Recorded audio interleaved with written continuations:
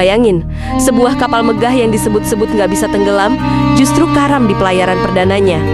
Tapi tahukah kamu, tragedi Titanic ini punya banyak hal aneh yang jarang banget orang tahu? Yang pertama, kisah Titanic ternyata sudah diramal 14 tahun sebelum kejadian. Seorang penulis bernama Morgan Robertson nulis novel berjudul Futility. Ceritanya tentang kapal super besar bernama Titan yang tenggelam karena nabrak gunung es di Atlantik Utara. Nama kapalnya mirip, ukurannya sama, rutenya identik, bahkan jumlah penumpangnya pun hampir persis. Apakah ini cuma kebetulan?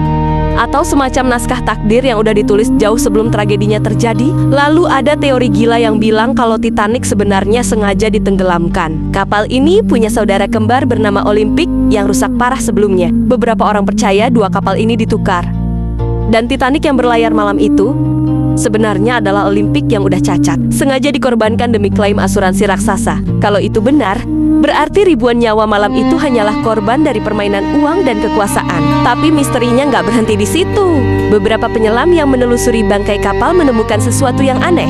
Bagian lambung kapal bengkok keluar, bukan ke dalam. Artinya, kapal bukan cuma nabrak dari luar, tapi bisa jadi ada ledakan dari dalam. Apakah itu karena tekanan boiler? Atau ada sesuatu yang lebih gelap lagi? Nggak ada yang tahu pasti. Dan ini yang paling bikin merinding. Ada seorang penumpang bernama Violet Jessup, wanita yang selamat dari Titanic, tapi anehnya, dia juga selamat dari dua kapal kembar lainnya, Olympic dan Britannic, yang semuanya mengalami kecelakaan di laut. 3 kapal, 3 tragedi, 1 orang yang selalu hidup. Orang-orang bilang dia wanita yang nggak bisa mati.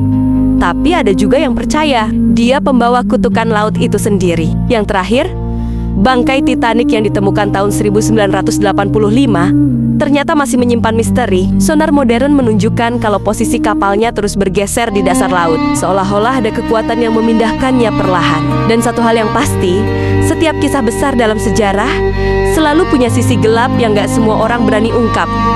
Follow Jazz Merah Channel, karena sejarah bukan cuma cerita, tapi juga peringatan yang berdarah.